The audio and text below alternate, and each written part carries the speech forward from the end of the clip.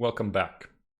This is the final part on the lecture Bitcoin, Blockchain and Cryptocurrencies. Here I will provide some final notes. As you can see, most of the final notes can be considered both positive and negative. The first point I would like to make is that there is no trusted third party, which we can consider both positive and negative.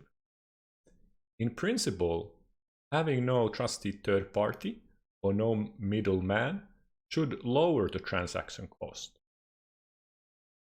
However, as we already observed, the extremely high Bitcoin electricity consumption, it might be that this is not actually true, and doing transactions without the trusted third party actually leads to increasing costs. The second point I would like to make is that people with mining farms have all the power in the proof of work concepts that currently are used in the Bitcoin system. They become de facto trusted third party. However, they still have less authority as they must follow more strict transaction rules than the trusted third parties in the traditional banking world. The third point I would like to point out that with cryptocurrency, we cannot make more money when we feel like it. This means that the overspending politicians could be in trouble as the economy could no longer be saved by making more money. The fourth point in this slide states that fiat, the current money system, is inflationary currency, meaning it loses value. At the same time, Bitcoin is a deflationary currency, which means it increases in value.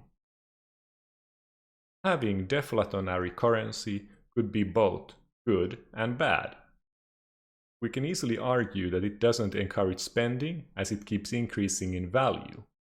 This could be bad for economic growth. However, it might be good for the environment. We can also find that there is no rollback of transactions, which can be considered both good and bad.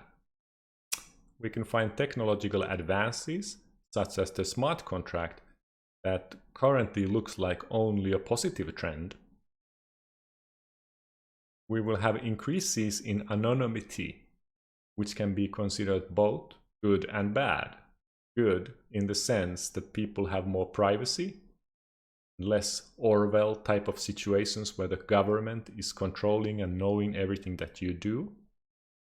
However, the downside of increased anonymity is that criminals can also better hide their activities. Clearly, a negative effect is that in Bitcoin cryptocurrency scheme, you essentially are your private key file and the password that protects the private key file. If you lose those, the private key file and the password, your account is lost forever.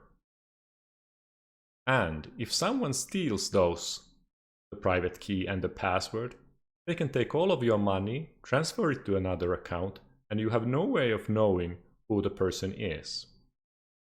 On the negative side, the whole cryptocurrency scheme lays on top of public key infrastructure and hash functions. What will happen in the futures with quantum computers? Or what if there are unknown crypto attacks, so-called mathematical backdoors, that can decrypt the hash functions and public key infrastructure with less or with minimal computing effort? With such a mathematical backdoor, one could take down the entire cryptocurrency scheme in overnight. Finally, a negative note is that what if someone who is malicious has more than 50% of the computing power? Such an attack could be formulated by hijacking the honest mining rigs by a custom-made worm.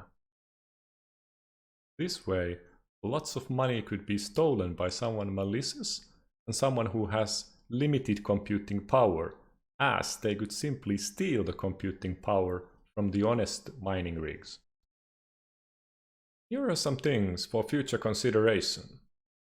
It has been proposed that cryptocurrencies should move from proof-of-work schemes to proof-of-stake schemes. In proof-of-work schemes, such as in Bitcoin, that waste a lot of energy, the authority to decide what the next block is basically controlled by the one who has the most computing power. It has been proposed that in the proof-of-stake scheme, the creator of the next block is determined by weighted random lottery. The wealth of each individual in the network would determine the chance of being selected in creating the next block. There are many cryptocurrency schemes in addition to Bitcoin. For example, Raiden network that promises to address challenges such as scalability, latency, and provide lower transaction costs. This concludes the lecture on blockchain, Bitcoin, and cryptocurrencies. I hope you have enjoyed it.